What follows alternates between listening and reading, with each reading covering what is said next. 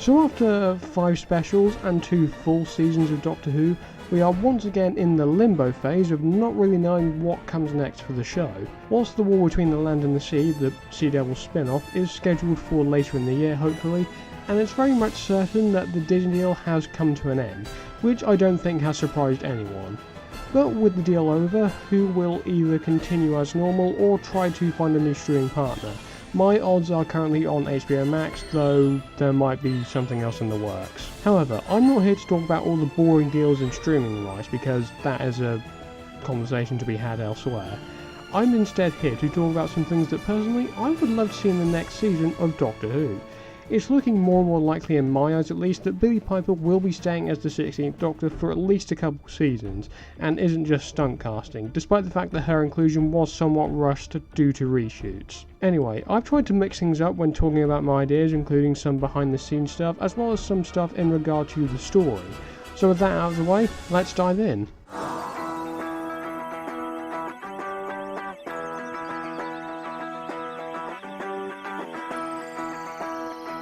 I'm the Doctor, by the way. What's your name? Rose.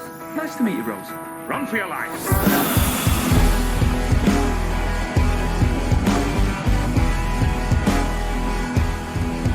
It's completely terrifying, but it's so exciting. He said I was brilliant and I could change the world. So many places I've been, there's so much more to see. We got galaxies and planets and moons, and an awful lot of running to do.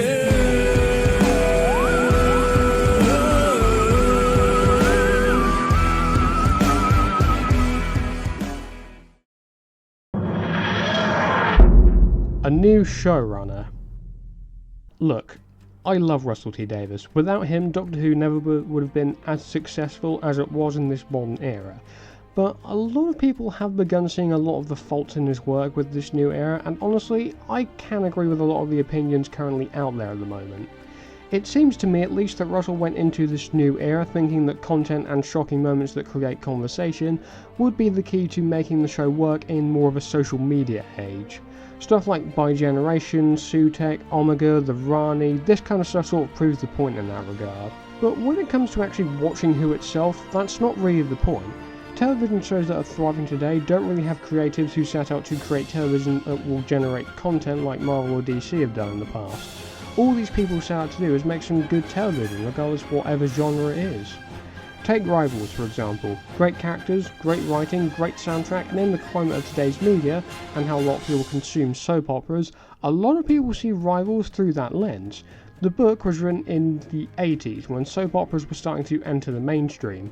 Corrie had been on air since the 60s, Crossroads was a couple years away from ending its run, EastEnders had been on air for a couple years as well, and Emmerdale was roughly a decade old, with Hollyoaks set to air in roughly a decade from then. Now, going back to my point, the best option is to find a new showrunner for Doctor Who going forward. Russell can definitely still be involved, and I'm open to seeing him still have some involvement in that regard. My thinking is that he steps back and takes on more of a hands-off Kevin Feige-esque role and hands the reins to someone new. Now, I'm not one of those people who thinks we need to go back round in a circle and bring Moffat back as showrunner. The man's done enough, and the same goes for Chibnall.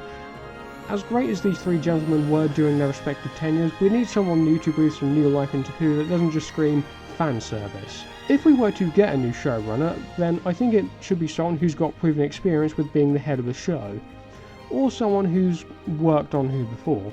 Some suggestions have included Jamie Matheson, Toby Whitehouse, and Sarah Dollard. Kate Herron and Bryony Redman have had some proven experience writing for Who and other larger shows. Kate herself was the showrunner for Loki and even worked on Sex Education for a time. Now, one of my personal favourite suggestions is Charlie Brooker, best known for being the creator of Netflix's Black Mirror, which I think actually could be a very good idea. Black Mirror itself is more of an anthology show if anything else, which in my mind mirrors how Who tends to change to a new story every episode, so we'd have a bit more variety if Brooker ever took on the show. I don't think it would happen, but still. Female writers. Okay, now this next point is something that I want to discuss more in detail. One of the larger issues with Jodie Whittaker's run is that she was dealt a crap hand in regard to the story she was given, with a vast majority of her scripts falling flat, especially in Series 11. Now, the only female writers from the Chibnall era were Joy Wilkinson and Mallory Blackman. If we're going to be sticking with Billy as the 16th Doctor, then we need to see a spotlight on female writers for the next season. Based on their previous work on the show, I'd love to see Kate Herron and Bryony Redmond come back to write some new stuff, and Juno Dawson I think did a great job with her episode in season 2. Now, of course we can have male writers work on the show, but I think it's important to have more of a spotlight on female writers if we're going to have another female Doctor going forward. That way we're not going to repeat any of the mistakes that we had with Jodie's tenure. Non-terrestrial / non-contemporary companions. Another widely known complaint about the modern era of Who is that most of the companions tend to be from the modern day. Now, there were of course a few exceptions during this time, including Nardole, River Song, the Paternoster Gang, and a few others, but are we seriously limited to just modern day Earth in that regard? Having non-contemporary companions was actually something that the classic version of Who was pretty good at. You had Nyssa, Adric, Turlo, Leela, Romana, Chameleon, K9, and countless others. We shouldn't just be limited to modern day Earth in regard to the companions.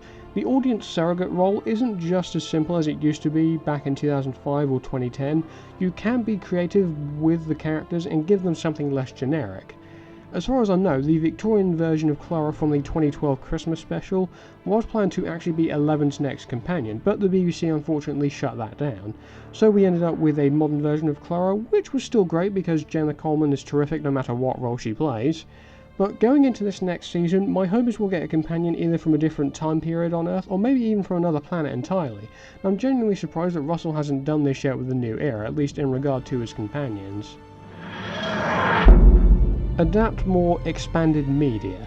One thing I particularly enjoyed about the 60th anniversary episodes was how Russell took a Doctor Who comic story from the 70s and updated it for a more modern audience, by blending it in with the Noble family plus changing the Doctor from Baker to Tennant, not to mention the addition of Miriam Margolyes as the voice of the Meep, who did a terrific job.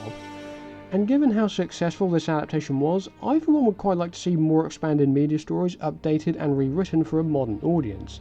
I think the best way you could do this is by using the Virgin New Adventures books, seeing as one or two of them have actually been adapted in the past before, some of them not successful, that being they were cancelled before being aired. Now, the books in question featured the 7th Doctor and Ace, so a lot of rewriting and retooling will have to be done to change the story. One particular story that I would love to see from that range adapted is First Frontier, which features the Doctor and Ace going up against Anthony Ainley's Master, which provides the chance to either bring back that Master with a different actor perhaps taking on the role, or better yet, using the story to introduce a brand new Master. I know Toby Alexander Smith is my top choice right now. Fresh ideas. Okay, this next one I think is pretty much a common opinion amongst the fans. When Who first came back in 2005, we were treated to a quote-unquote Monster of the Week format, which saw the 9th Doctor and Rose facing a different monster with each new story, some spanning over 2 episodes.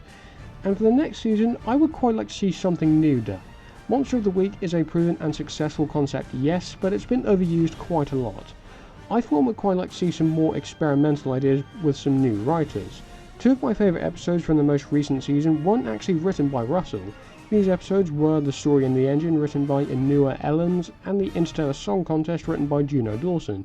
Both of these writers I think did terrific jobs, and I would love to see some fresh new ideas pitched by some new and talented writers. There are loads of other opinions open to Who that don't just include Monster of the Week, and if we're looking for fresh new writers, I know I'm currently looking to write an episode as well. No more godlike villains. So this next one for me is kind of a personal one. Now, the biggest part of RTD's second turn as showrunner is the addition of more fantasy elements and the addition of godlike villains. This has largely seen new foes introduced, including Maestro and Mr. Ring-a-Ding, but also saw the returns of both Sutekh and Omega, the latter costing me a £20 bet, though I will not shut up about it. Anyway, I think this big godlike villains in the finale trend has led to a lot of disappointment, with Omega being revealed and then swiftly defeated in 5 minutes with a makeshift proton pack. So in future, I think it would be better if we didn't see any massive godlike villains. I get it's meant to raise the stakes, but Sutekh was a giant dog and Omega just looked like a zombie. It seriously would have been better if you just had more human proportion villains in that regard. You don't have to have them be giant CGI abominations. We had enough of that with the Lazarus experiment. But going forward, just have some more simple villains for a finale, but I'll come back to this in a moment. Flux-style storytelling. Whilst this era is largely looked back on with not a lot of fondness, one of the things that I largely enjoyed about Doctor Who Flux was that it utilised Classic Who's more serialised format, and actually used it very well. And if Chibnall could do it, then I'm sure Russell or whoever's likely to take over could possibly use the same format. The basic idea with the Flux format is that you don't have a Monster of the Week story, and instead have each episode feeding into a longer flowing plotline. These could centre around a new villain or perhaps a returning one. Whatever the case, it leads to a much more interesting story and leads you more engagement from the fans. Classic villain comebacks. So with the recent era, this one for me has been quite a concern. Whilst we have seen villains such as Sutekh, Omega the Toymaker and the Midnight Entity make comebacks in recent seasons, we've rarely seen any other classic / previously seen villains return on screen. The Daleks, the Cybermen, the Cygons, the Sontarans, the Ice Warriors and the Silurians. These are villains that desperately need a comeback on screen. Russell has said the Daleks would be getting a rest going into Season 1, which I think has worked, but I think it's time to bring them back and do something new with them. Plus, we're apparently supposed to be getting a redesign of them anyway, so it would be great to see them back and have something new done with them. There's honestly a lot of potential with the classic villains now, so I think we need something new. Supernatural stories. Carry on my wayward son.